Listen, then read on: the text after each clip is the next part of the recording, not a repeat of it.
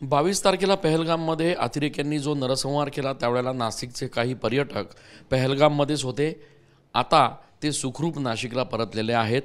आपल्यासोबत हे सगळे पर्यटक आहेत जे त्या ठिकाणी त्या दिवशी पहलगाममध्ये होते आणि त्यांचा अनुभव नक्की काय आहे ते आपण जाणून घेणार आहोत. त्या दिवशी नेमकं काय झालं ज्यावेळेला तुम्ही तिथे होते? आम्ही त्या दिवशी गेलो, त्या दिवशी आम्ही त्या पार्किंगमध्ये मॅगी खात होतो. तर मॅगी खात असताना तर आम्हाला गोळ्यांचा आवाज आला. तर पहिली गोळीचा आवाज आला तर आम्ही म्हटलो असं काहीतरी वाजलं असेल बा, पण दुसऱ्या गोळीचा आवाज आला आणि नंतरून घोडे बिडे सगळे खाली पळायला लागले, लोक धावपळ करायला लागले. तर आम्ही आमच्या ड्रायव्हरला सांगितलं की तू पहिले इथून गाडी काढ आणि आमच्या रिसॉर्टला ने, कारण की काय झालं आहे ते सांग. तर त्यांनी सांगितलं की काही नाही, सगळे व्यवस्थित आहे, काहीतरी झालं आहे, मला अजून कन्फर्म माहिती नाही. तर तो त्यांच्या लोकांच्या बरोबर विचारपूस करत असता तो म्हणायचा की 2 जण दफन हुए. आम्ही ऐकलं 2 जण दफन, तर आम्हाला अजून भीती वाटली. तर म्हटलो काहीतरी झालं आहे, तो आम्हाला रूमवर सोड. मग त्याने आम्हाला लगेच रूमवर ड्रॉप केला.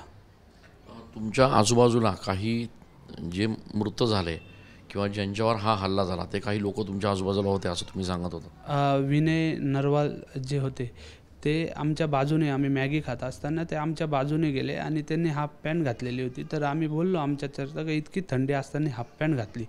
तर अशी चर्चा झाली आणि जेव्हा नंतरून बातमी आल्यानंतर जेव्हा त्यांचा फोटो आला तर आम्ही झूम करून बघितलं तर म्हटलं अरे हे तर आपल्या जवळून गेलेले होते.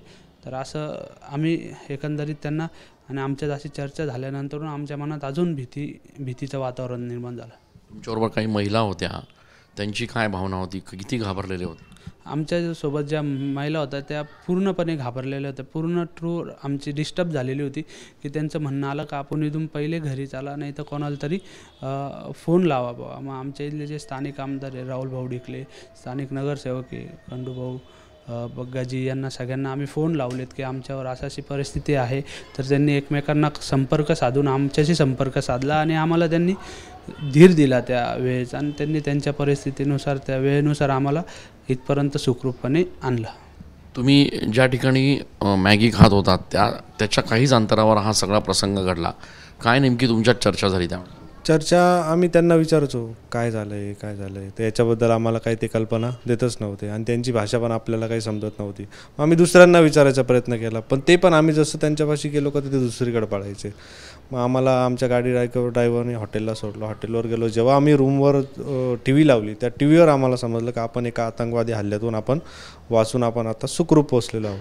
तर मग अशी आमच्यावर परिस्थिती होती. मग आमच्या हॉटेलमधून ते ठिकाण आम्हाला सगळं दिसायचं, त्यातून ॲम्ब्युलन्स, परत पोलिसांचे हेलिकॉप्टर, हे सगळं जाता येताना दिसत होतं आम्हाला.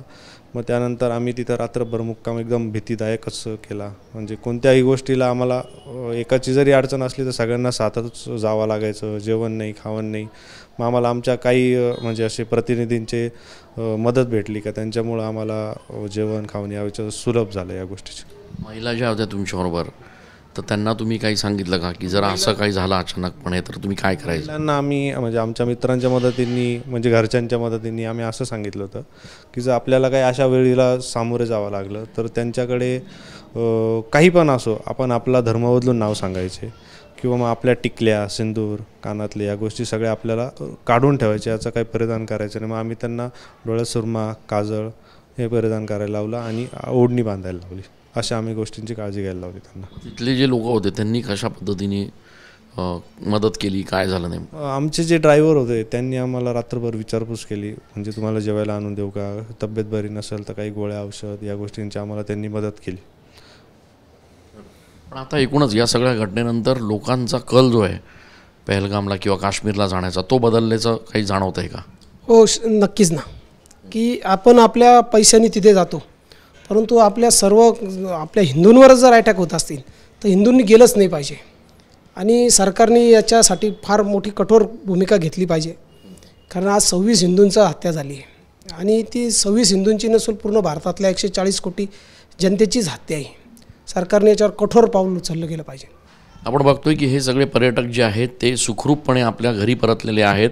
मात्र या सगळ्या प्रकरणामध्ये आखोदेखा हाल जो आहे तो त्यांनी त्या ठिकाणी बघितला.